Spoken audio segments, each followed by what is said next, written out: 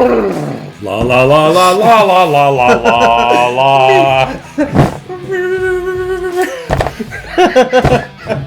That's gonna help.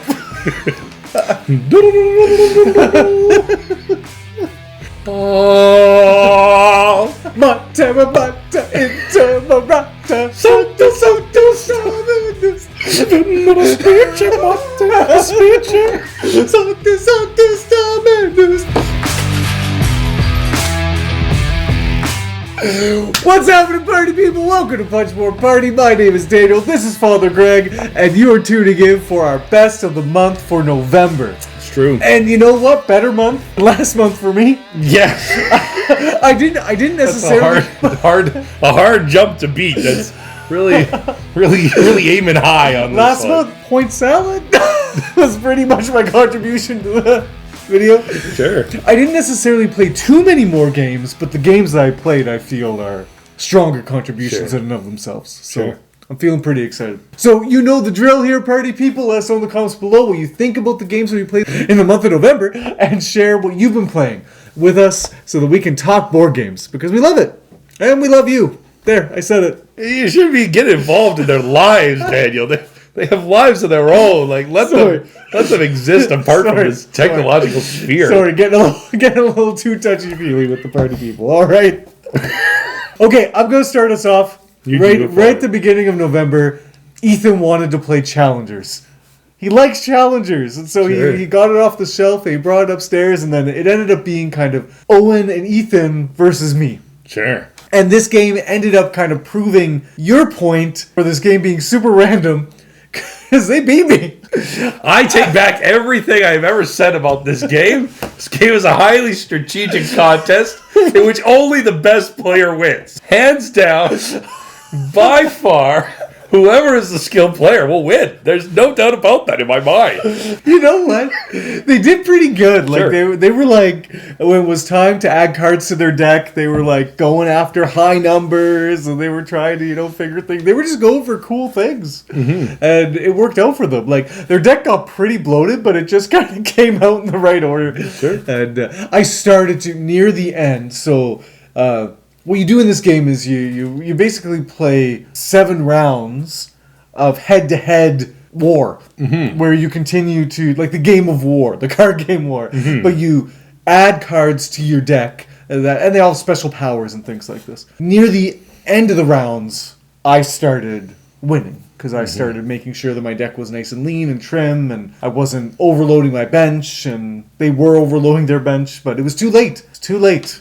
Too little, too late. I still love this game. Great. Well, my month started off with a bang. So I came over to Daniel's house, and we were learning a game, but Daniel, in typical form, had not read the rule book, or had maybe glanced at it, or maybe had just purchased this game. I don't know. But he was still figuring it out, and Pierce and me were there. And so, in Daniel's house, but without Daniel... I was right beside you. Yeah. But we were just playing a nice 2-player game while you figured out what you were doing. And, this happens often. So we played a game of sabatage.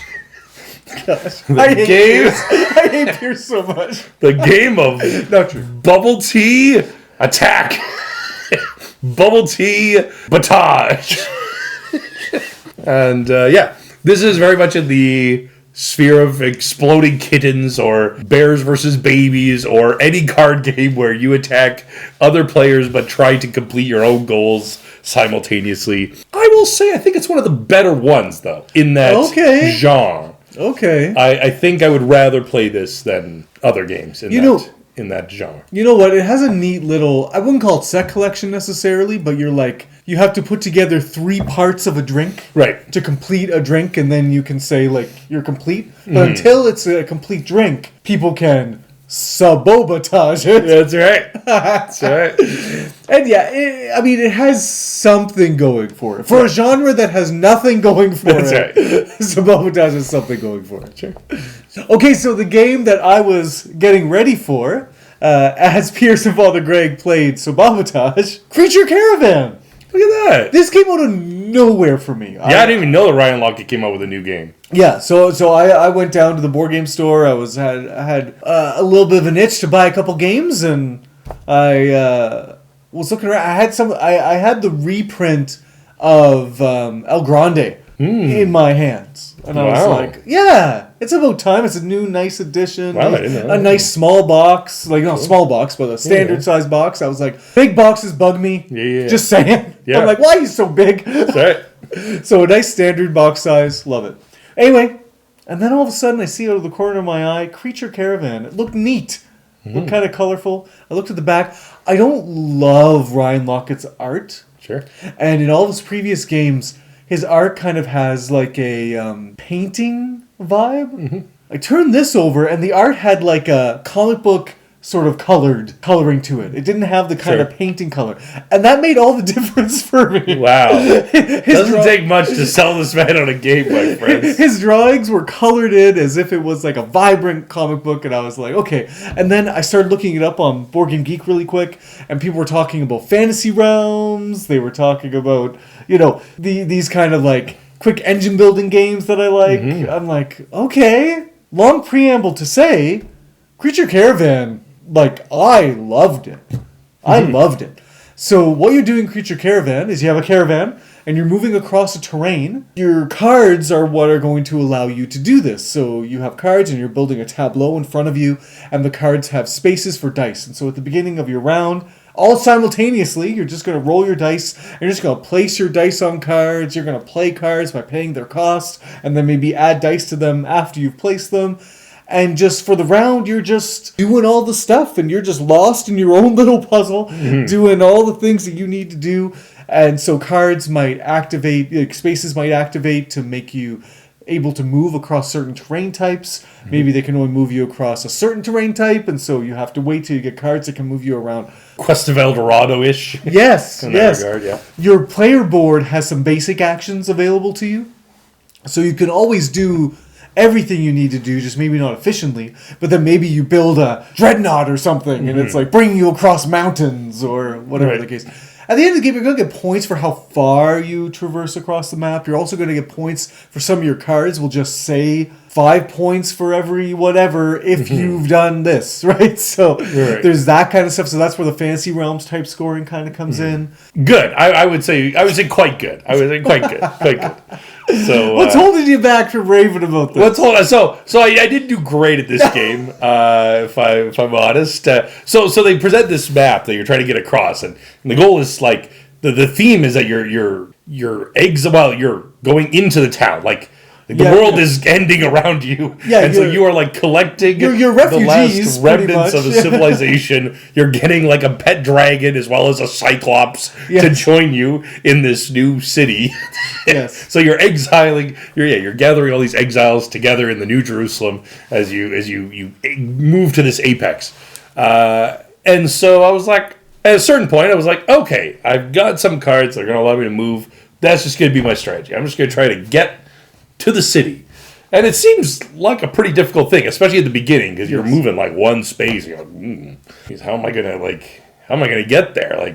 And you get bonus points if you actually reach the city. And so I was like, oh, okay, that'll be my strategy. And then I got there, and it still had like 3 turns left, and I was like, oh, now what?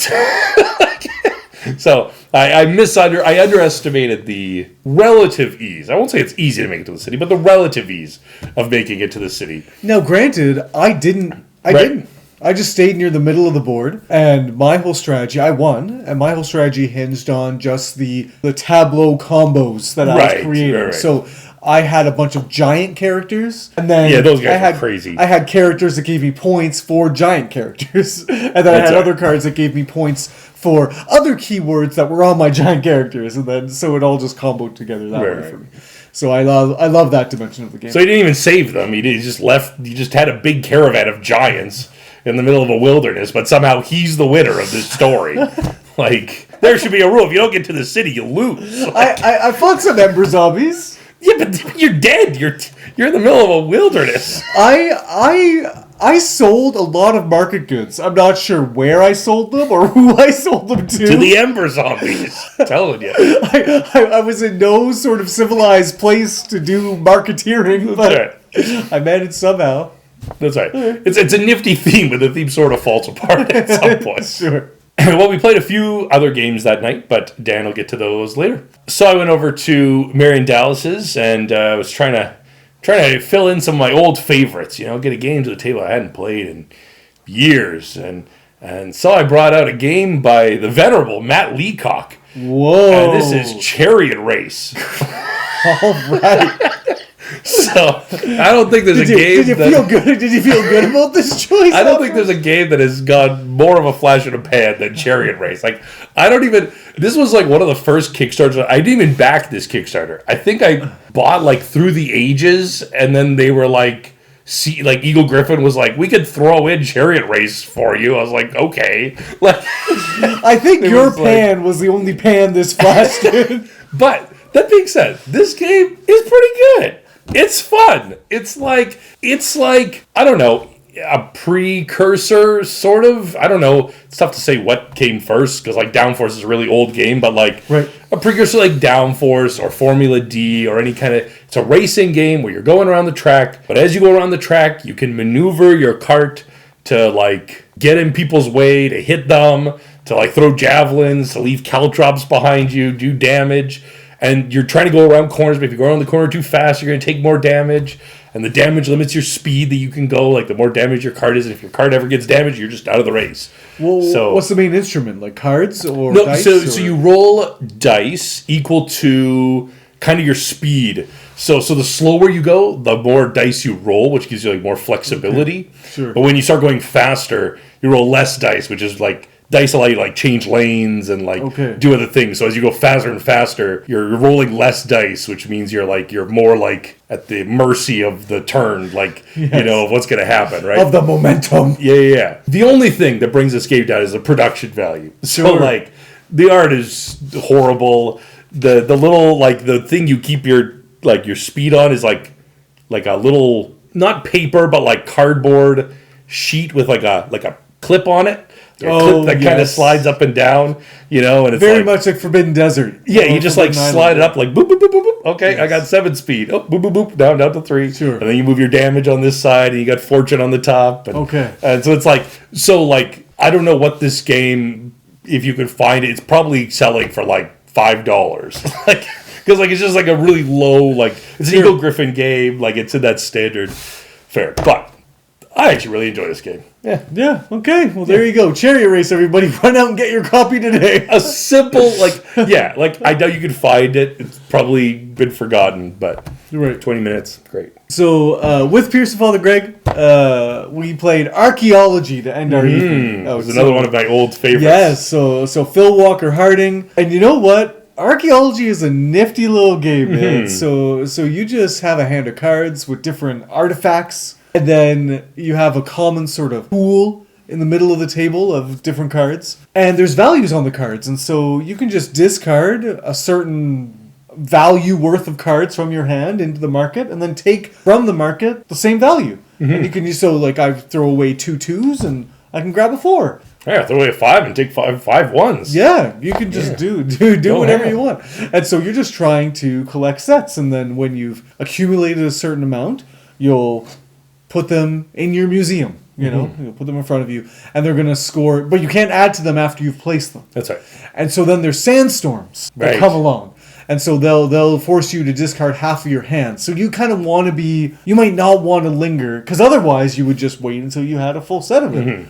But that might blow up in your face. Yeah, incoming sandstorm, man. Yeah, you have 1 tent that you can use for the game that can help you ignore a sandstorm. But otherwise, and then there's thieves that come out. Oh, the thieves are the worst. And you can steal from your opponents. So little card game. There's a few extra, they're not fiddly rules per se, quasi-fiddly. There's just a few extra things. There's like a little tomb that works differently each game depending on the... There's treasure maps. There's just a few things that kind of bolster, I'd say, this simple card game. I like the core mechanism here. Yeah, it's a simple mechanism of you can get a lot of this thing, but they're not worth that many points, but they're really easy to get a big set of. Or there's only 4 of these things in the deck, but if you can get all 4 of them, you're made in the shade. That's right. Like, so it's just kind of like, oh, do I go for that? I only see 1. Mm-hmm. Am I going to get the other ones? And then as soon as the other ones start coming out, it's like, well, he's got 2 of them. Should probably take the 3rd one. Yeah. Even though I don't really want it, but what else am I going to do with it? That's right. Right. That kind of worthy to have in your collection for a filler to end the evening. That's right. Yeah, really good. Next game I played at Marion Dallas's was a game of Parade. Whoa! So it's a parade. Yeah, this guy loves Parade. I do love Parade. And so they had it on the table. I was like, yeah, sure. Why don't we play that? And great little. It's still weird for me to explain how to play this game.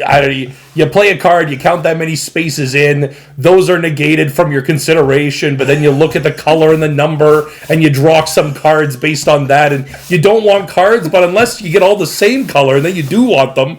But it's like because they're ones, but that's still a negative score, so like you kind of still don't want them. But they're better than having like negative 28. It's better to have negative 7, and then you're like, then all of a sudden he starts getting a bunch of reds, and I'm like, well, geez, now my negative 27 is actually giving me negative 27, so I need to get more reds, but then that's more negative points, and is this something I want? And anyways, fine game.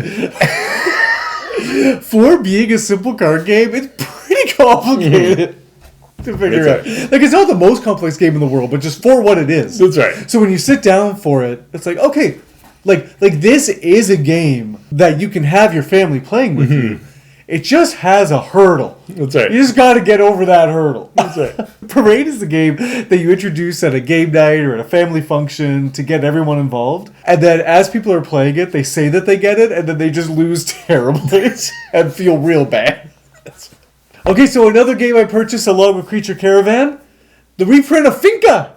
Yeah. That's the Father Greg and I played a game of Finca. I played a game of Finca with Sarah. Mm-hmm. Finca. Listen, I'm not great at this game. He's not. It's true. I struggle to get my head around what to be doing, but I enjoy it a lot. So Finca, the board, just has these regions mapped out, and these regions have, what do they have? Contracts, essentially. Yes. Things you're trying to get. So yeah, these regions have contract fulfillment tiles on them. Right. And so it might be asking for 1 orange, or it might be asking for 5 oranges, or it might be asking for 5 fruit of any kind. Mm-hmm. But you're like, it's like almonds and oranges and lemons and just all these different kinds of fruit. But where the game really comes to life is on this rondel. So you have a certain number of farmers, depending on the player count, that you place. At the beginning of the game, you just place one at a time, turn for turn, and you gain these resources. And then once you actually start the game, you're going to move your farmer a number of spaces around the rondel equal to the number of farmers that are on the spot that he's starting at.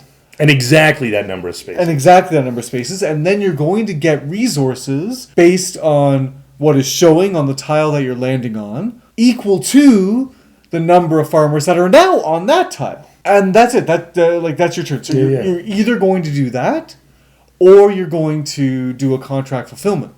And in order to do a contract fulfillment, you have to have a donkey cart. And you get a donkey cart by passing your farmer around a dotted line around the rondel. Now, when you're fulfilling a contract, you can fulfill many contracts as long as you don't overfill your donkey cart. Mm-hmm. And then there's these bonus tiles. We didn't play with the bonus tiles. Okay. But there's bonus tiles that are one-time use things that are going to be worth points at the end of the game if you keep them. But you can, for one turn, you can increase your donkey cart to 10 instead of 6. So you can do one big old delivery. Right. But then, as you're delivering, you're taking these tiles off of the board, and you're putting them off to the side, and you're gaining majority in delivering certain goods. Mm-hmm. But if you deliver the tiles that are asking for any good, those are going to get you bigger points immediately, but they're not going to help you in scoring majorities afterwards. And so then once you empty a tile stack off a region, then that Finca scores. And so there's a little icon on the board, another tile on the board that will show you. If you have the most figs, you're going to score this many points. Yeah, if you have most lemons. And so that's where I struggle.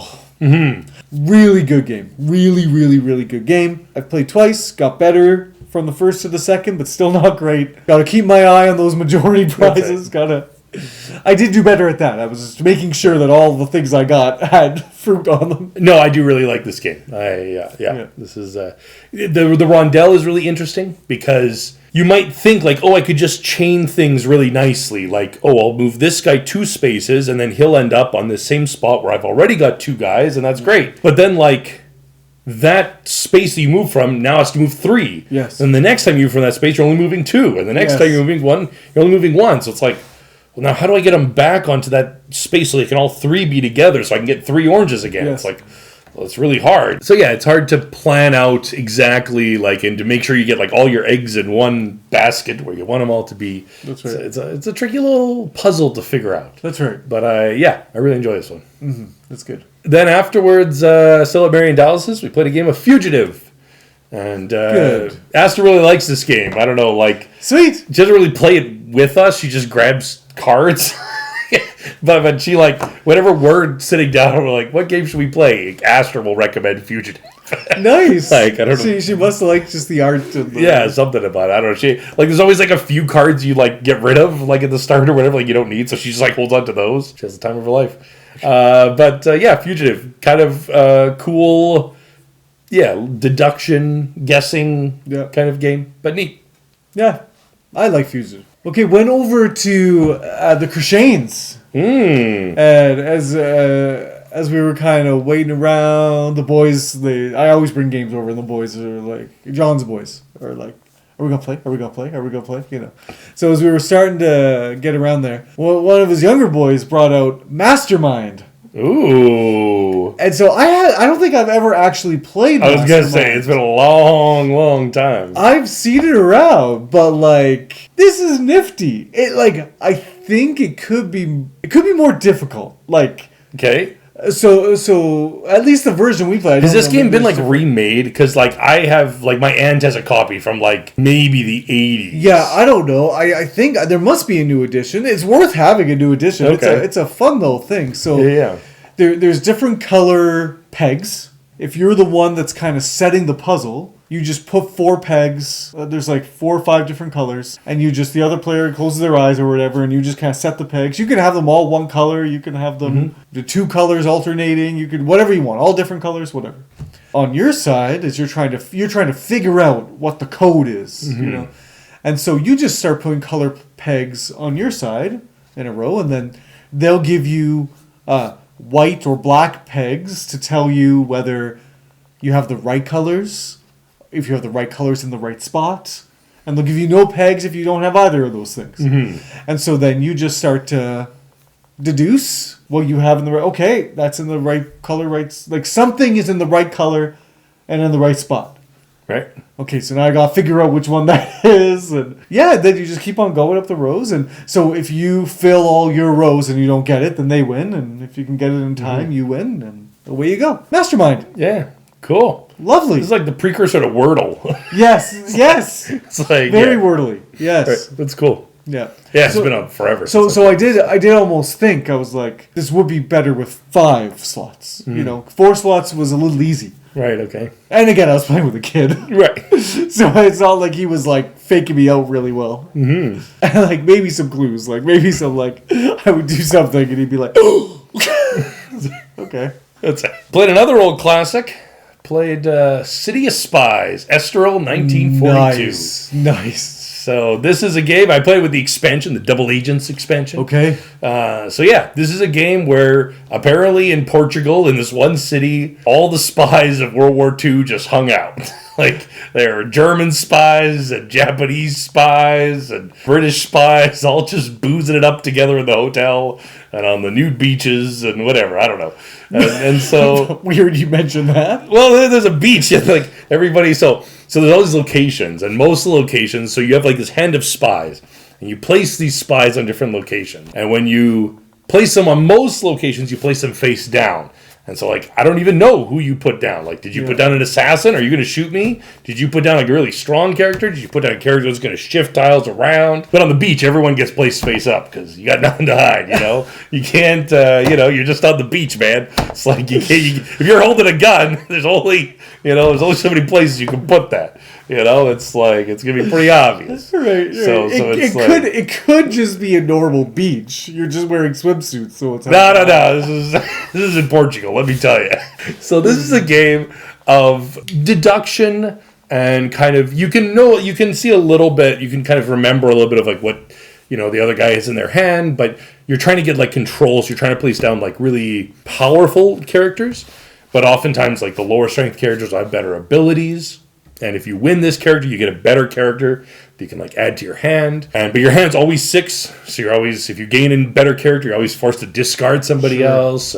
And so it's really kind of a little bit of like bluffing or deduction, because there's other characters like can kill you off or seduce you and drag you over to a new location or whatever. All these are kind of different things, but I really like this game. I remember I used to own this a long time ago, got rid of it in a move, regret that.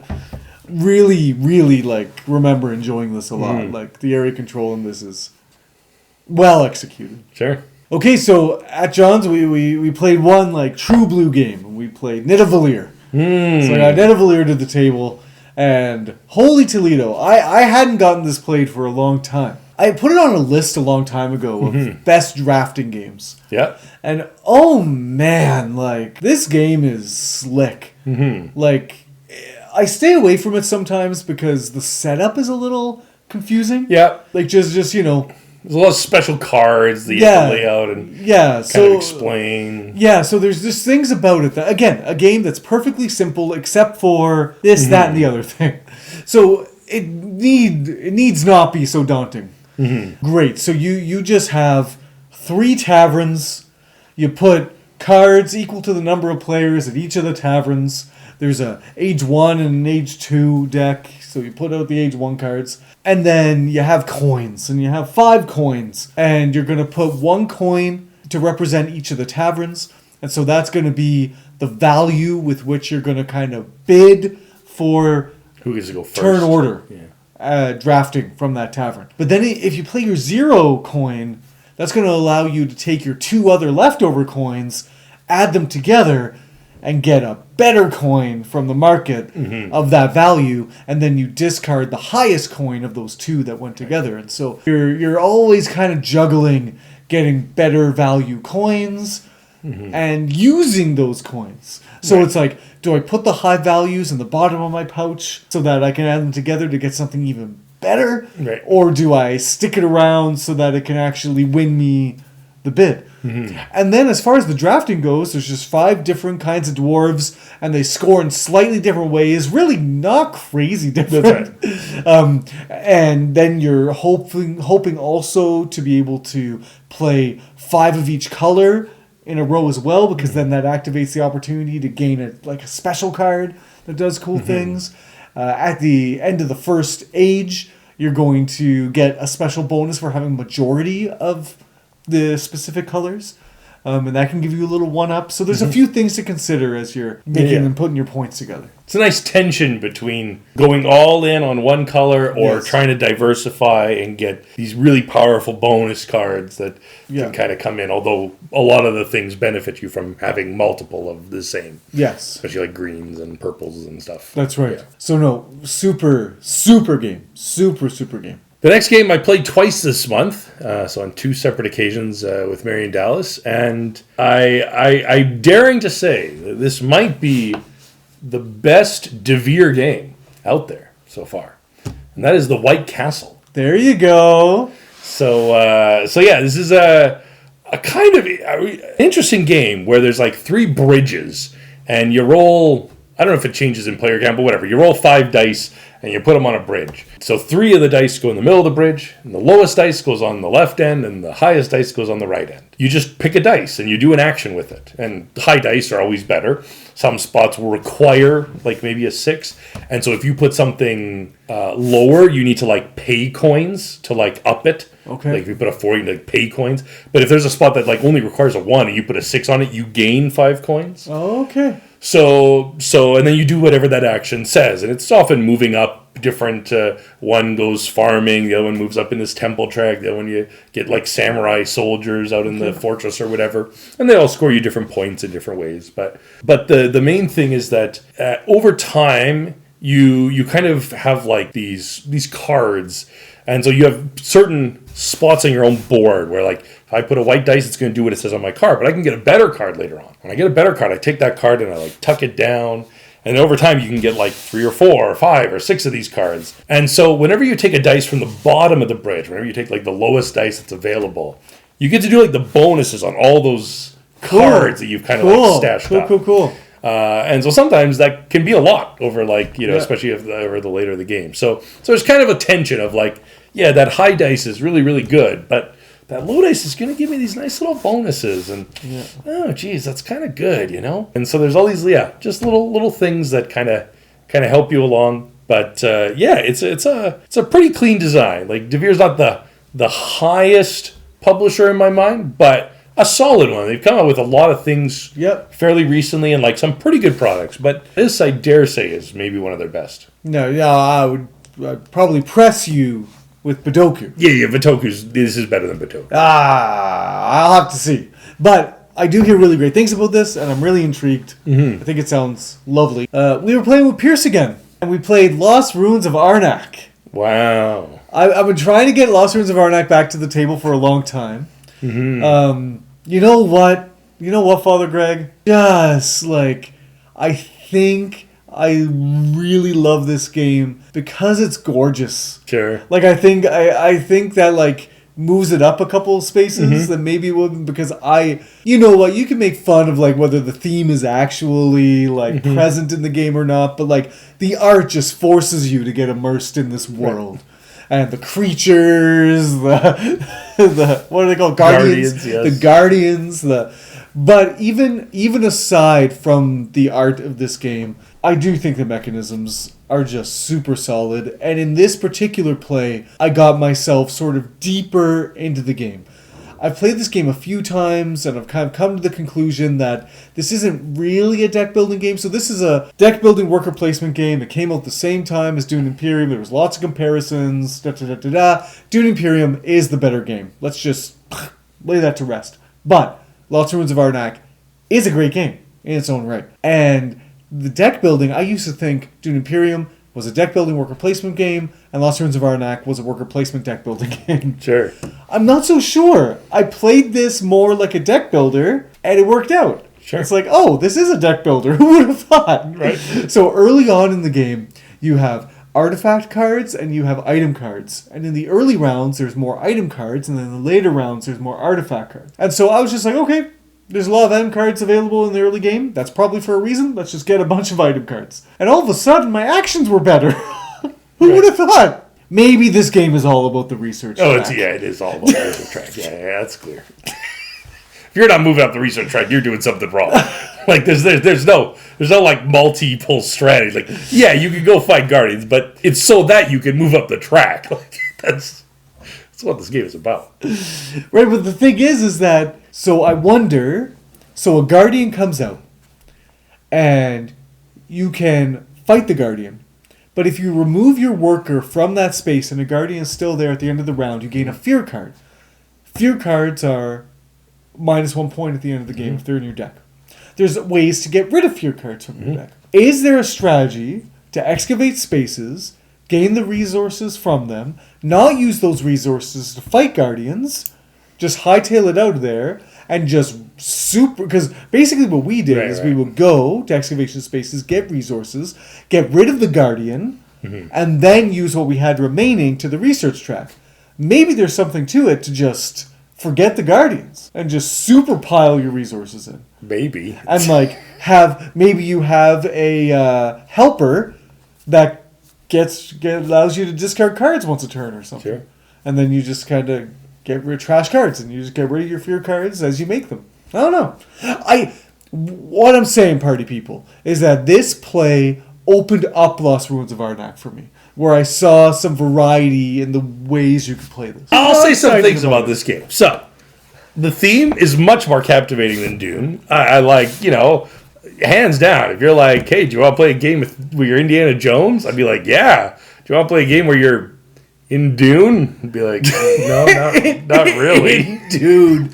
But then, now if I say to you, hey, you're going to go, you're going to explore, and you're going to like find this spot, and then you're going to flip it over, and it's like some giant lizard is there. And you're like, oh man, that lizard probably really hard to beat. He's not. Yeah, you're going to have to discard an arrow and maybe a coin, but like you can defeat him. And maybe a tablet. Like none of us did not defeat the Guardians. No. They're eminently defeatable. And so you really have to understand, like, you find a spot, and the guys who are guarding this spot are just a bunch of ants. Like literally, you just run into a spot, like it's guarded by ants. Like it's fine. You're gonna be okay. Like these are not guardians. These are mild, inconvenient creatures you encounter along the way. Fire ants or something. No, these are little ants. Like these are like you can crush 100 of them with your boot. I'm sure they were giant ants. There had to be giant ants. They are not that difficult to fight off. This game, so Daniel said it's a worker placement deck building game. I would argue it's a worker placement, deck building, ladder climbing, resource management, monster fighting, like something game. Like there's a lot of things that are going on in this game, and I think it does all parts fairly well. And if you like, some people just love a good like supper where everyone brings a little bit of everything, right? A good potluck. Yep. Right? You know, you get a little bit of salad, you get a little bit of meatballs, you get a little bit of chicken. Like, hey, this is great. All right, I just made one thing and I got a whole bunch. If you like potlucks, you might like this game. But it's a potluck. There's a little bit of everything. There's a million different things going on, and you get a little taste of anything. Is the deck building really good? It's okay. Is the worker placement really good? It's fine. It's neat. Is the ladder climbing great? It's good. It's neat. Is the resource management good? Sure. It's neat. But together, sure. They make a decent package. Right? It's like each component that you're talking about, though, is like, it's sort of innovative in its own way. You know, moving up the research track where you have 2 tokens that you can only move one up as long as the first one goes. It's like a little innovative. Wow. The deck building where you have 2 types of cards and there's limited available of one type until later it gets the switcheroos. That's a little innovative. Wow. You got the spaces where you don't know what's going to be there in a worker placement space until you unveil it. Wow. It's a little innovative. Okay. Great. Well, then we went over to Dave's house. We played one of my favorite games of all time, Heaven and Ale. Hey. This game is consistently in my top 10, and there's a good reason for that. A hot dog, man. There is a good reason for that. This is a mess of a puzzle, but it's one of these games, and it's just a game that if I'm playing with new players, I'm just granting it that they're not going to understand. Right. The first play. Like, it's the game play is not difficult. The figuring out what I'm trying to do Yes. as a strategy is extremely difficult. Yeah. And so you're trying to move all these little tokens up, wood, your wheat, your brewer, all these little things, because you're going to score the lowest of them, but you're going to score times where your brewer is, but you're also going to be able to move up your resources before you do any of that scoring by a ratio depending upon where your brewmaster is. So maybe you can lower your top one down by 3 and raise your lowest up by 1. You get the point that the brewmaster is important. The brewmaster is, but like, so are the other resources. Because, I mean, 4 to 1 is great, but like, yikes, if you're doing that all the time and you're trying to lift your wood up and you haven't done anything with wood, that's a problem too. Yeah. Anyways, there's a lot to think about in this game. Most of the time, I don't even think about it. I just kind of like, it just sort of happens. Like, you fill in a park and a shed, and you add up all the numbers around it, and depending what the numbers are, you get like a bonus. Some people, maybe really intelligent people, like specifically plan around like getting a specific number and arranging like their 5 so they're all in the right spot. I just kind of fill in a shed and go, sweet, I got a 3. What does that mean? I was like, oh, okay. I was being very particular with my sheds, and I got in trouble because of it. But right. But I love this game. This is just, I don't know why. I love Kramer and Kiesling. And this is Kiesling and somebody else. Right. And when I first played the Palaces of Carrara, I was totally enchanted by this idea that you're going to score money or points or whatever when you want to. You just kind of go and you claim a city, and then based on what you've built up until that point, if it's connected to that city, you'll gain coins, or now you'll get money. And like, it's limited the amount of times that you can influence a particular type of thing. That's right.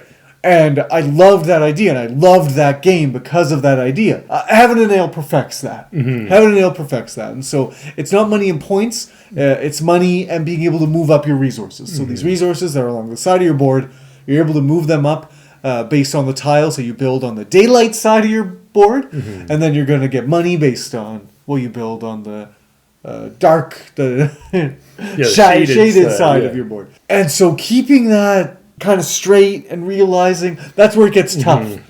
Is like money's quite tight in this game. Money's tight, and I was trying to be diverse. I was like, well, if I have a bunch of different resources represented, then I can move them all up kind of around the same time. But there's like, no, you're just put in a bunch of water, then score your water. Right. Now you're done with water. Okay, now build a bunch of wood, now score your wood. Now you're done with, and I just didn't quite get that. Now I have to say, I did really, really, really, really well at this game for a first play. It just didn't show. That's right. The very last turn, you made a crucial error. I made a crucial error. I had 2 spots where I was building around to make a shed. And instead of focusing on one earlier on, like the second last round, I was kind of contributing to both to make sure that one of them happened. I should have just focused on... Because I was hoping that both could happen. That's right. But really just letting one happen, and that would have given me the one extra coin I needed to shoot every... Oh, man. That's right. It was brutal. I needed 1 coin. Yeah. And because, here's the thing you didn't talk about, is everything you do in the game is a giant rondelle. That's right. To select, to get these tiles that you place, to get the scoring tiles, the monks, to get the scoring tiles, to get... Yes. So you're not going to score unless you pick up a scoring token from this rondelle.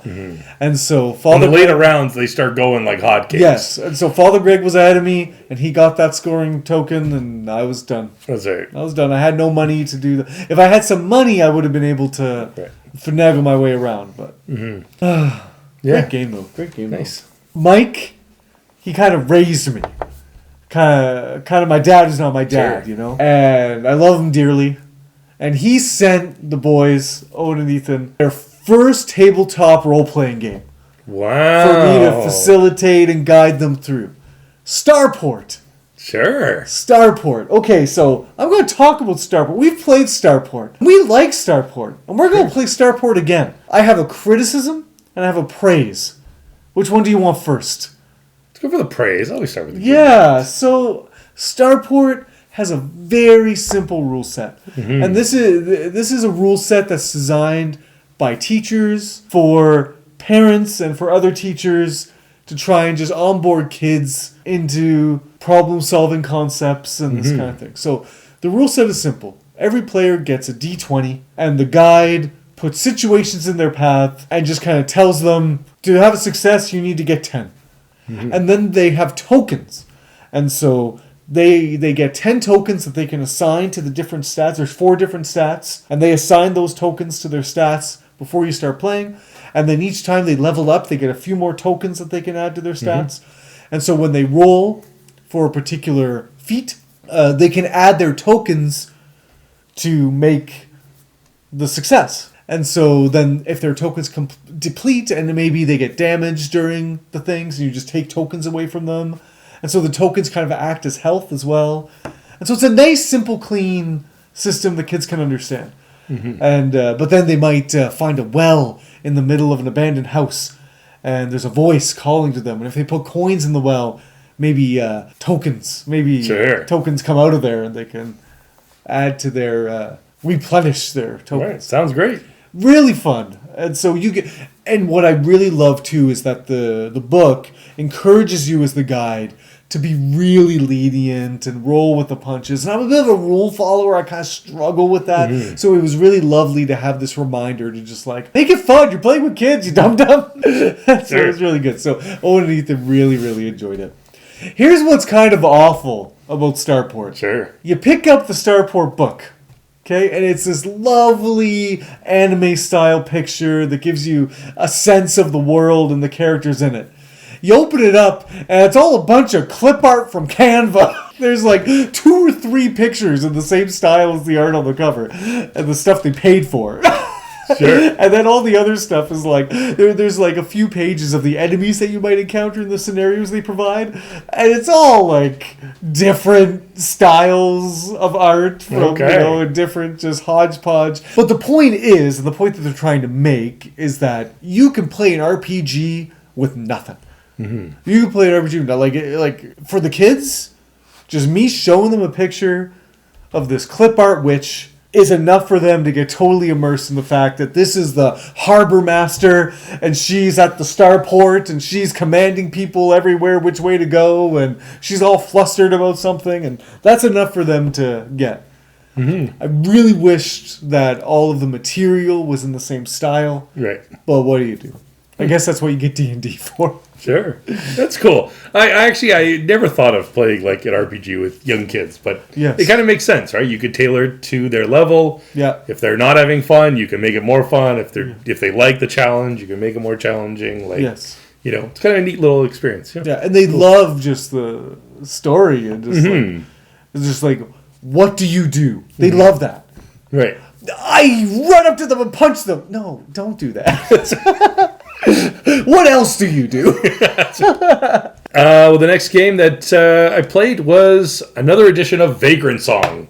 So this time, normal Vagrant Song, you're fighting a ghost, and there's like these rituals that you're trying to accomplish, and basically a lot of times like you can get the person, well, you're trying to raise them up to a certain level of health because you're like giving them humanity so you can like set them free. But there's these rituals that you have to like fulfill, or at least are good to fulfill along the way, and they're like kind of a storyline. They kind of give like a little bit of a flavor text to the journey and so on. And so the rituals have always been, there's 3 every game, and they're always like things you're supposed to do. And this time there was just this ghost ringing a bell, and she was just like, hey, I want you to help me finish my ritual of ringing the bell.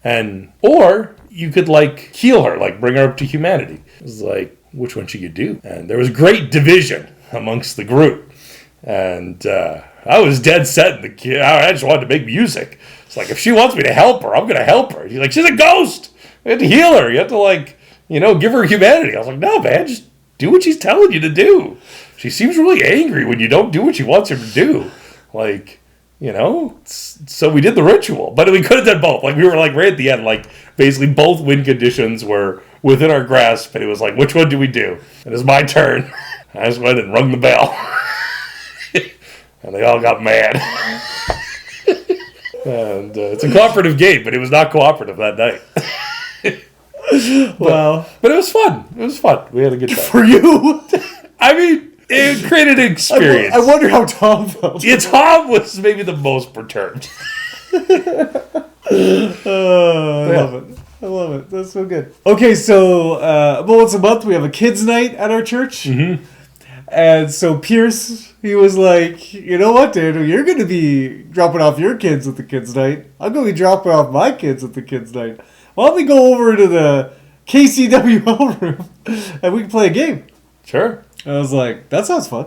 And so Mary showed up with Aster, and then Kenton and Caitlin showed up with their kids. And so we all just dropped off our kids with Michaela and hid in a side room and played Forest Shuffle. Did we ever? Well, I wasn't there. But then I ended up playing Forest Shuffle another time. You did. And then we played Forest Shuffle, you and I.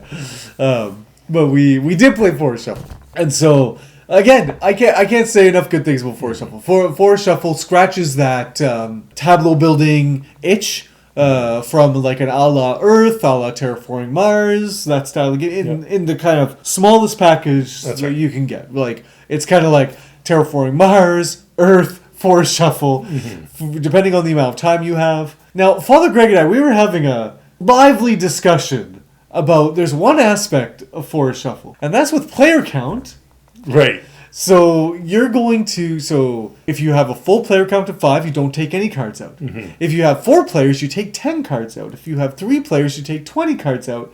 If you have 2 players, you take 30 cards out. Mm-hmm. That still creates quite a disparity between the amount of cards that you're going to see and play in a 2-player game versus what you're going to play in a 5. And this came to life for me because during the kids' night, we played a 5-player game, and then Father Greg and I played a 2-player game. I was able to accomplish a lot more. The score, my score was 263 points or something. Right. And I scored 35 points in the 5-player game.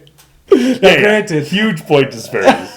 Huge. So it's what's the best player count to play this at? It's just you just gotta get. It's just a slightly different experience depending on player count, but it's still fun. It's still that same puzzle of you're searching for the cards that are gonna combo best with your strategy, and you're gonna figure out, are you gonna keep on going for your strategy, or are you just gonna pivot? And so I had this strategy the first game I played this month, where there's these pine martens or something, and they're going to give you points for every tree that you have completely surrounded. And so I was kind of going for that, didn't get enough cards to surround trees, and kind of fell flat. So Father Greg, I knew those cards might be bouncing around in the deck, so I just built a bunch of trees and just surrounded a bunch of trees and hoped that the pine martens would come. And they came! And in the meantime, I just accidentally fell into a bunch of synergies. That's right. I had lizards that compounded, and I had a card that got me 6 points per lizard. I had a bunch of lizards, and then the lizards got points for having a bunch of them, and then I got butterflies around my top, and then I needed to fill another tree with a top to surround it, and I had a bird that ate a bunch of insects, and so it got points for insects. Oh, I was having the time of my life. Yeah, so I think there are certain cards that score you only if you complete sets. Those are much more easy to fulfill in a 2-player game. Yes. In a 5-player game, I just would ignore those completely. There's no way you're going to get an oak finished in a 5-player game. In a 2-player game, yeah, you could do it. Yeah. You could do it. Sure. So it is. I'd be interested to, maybe 3's where it's at. I don't know. Yeah. It's tough to say. But, yeah. Then I went over to Father Dan's house, and we played a game that I had played a little bit more recently, but Father Dan had not played for a long time. It used to be one of our go-to favorites, and that's Letters from Whitechapel. So we went hunting Jack the Ripper in the streets of London, terrifying as all can be. We had a bit of a debate, because I think our statistics have borne out that the detectives win more often, but Dan felt the game was kind of unfairly weighted towards Jack the Ripper, and Jack the Ripper did win this particular time. But Dan keeps going backwards, to the same spot that he was just at, which annoys the heck out of me. But it really complicates the game, Anyway. So this is a 2-player asymmetric deduction game. Yeah, you can play with 5, but really I would just do it with 2. Okay, so I was trying to get Father Greg to his goal of playing these classic games. His app is telling him to go back to old favorites. Yeah. And so we got Abyss to the table. Mm-hmm. And hot dog, man. I was afraid of getting Abyss to the table with only 2 players. Because I was this probably plays best with 3 or 4. Mm-hmm. Because there's a mechanism where when you're drafting cards, so one of the 3 actions you can do is kind of explore the depths, and you're revealing cards, but your opponents get first pick at them before you can choose whether you're going to take them or not. In a 2-player game, that's sort of just you want this one? Do you want this one? Do you want this one? Oh, you want that one? Okay, now I'll take this one. Mm-hmm. So there's a little less tension in that part of the game, but really, it doesn't change the game nearly as much as I thought it might. Right. And so this is just a fantastic game of collecting sets of cards, spending those sets of cards to buy these lords. These lords will eventually maybe unlock a location for you that will give you a scoring condition of a certain type. Whenever you buy a lord, you're going to keep one of the cards you used, and they're going to be known as an ally, and allies come in certain types, and they correspond to the types of the lords, and so locations will score you for allies of a certain type, or they'll score you for lords of a certain type, so if you can kind of synergize what you're doing, the first location is always made available face up. Normally, when you're drawing a location, you choose 1, 2, 3, or 4 locations, and then you take one of those, and then you reveal the rest face up, so now there's more of a pool for your opponents to choose from. I just said, you know what? I'm going to act like that location is already mine. And I'm going to race Father Greg to keys so that I get that location first. It worked out. I got 19 points for that one location. Sure. You ended up getting 2 locations and ended up making more points on locations ultimately. But I felt like that was a good just way to sink my teeth into the game. Right. And then some other things fell into place for me. Yeah. Monster tokens fell into place for me. Yeah, Abyss is great.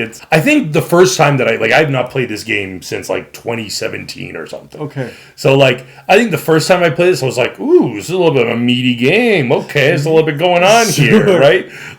Just different times of your board gaming life. But, Yes. Playing it, I was like, oh, yeah, this is a smooth, kind of easy breezy game, but still really good. Yeah. Art's great. Oh, yeah, very immersive. Just a fun kind of, even the theme is kind of weird, but it's cool. It's like underwater diplomacy. ocean politics. Yeah, There's seahorses and clam men and crab guys. That's right. And they all have each faction kind of has its own sort of play style. Mm-hmm.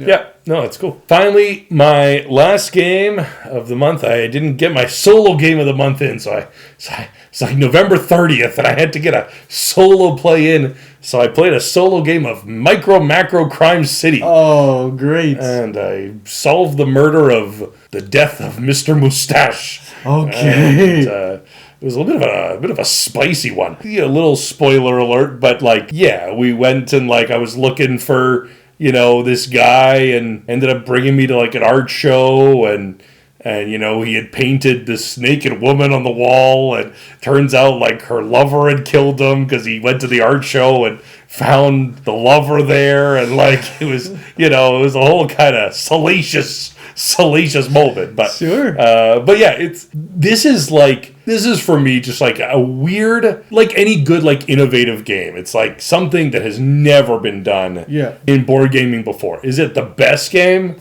It's a little weird. It's I think this is best at 1.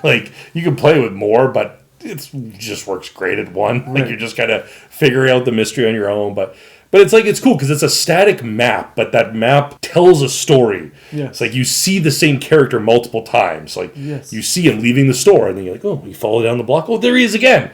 And then you see him getting into the subway. And you're okay, where does that subway go? Oh, it goes up there. Okay, and then you see him getting out of the subway. And you're okay, then he went into that store. Why did he go into that store?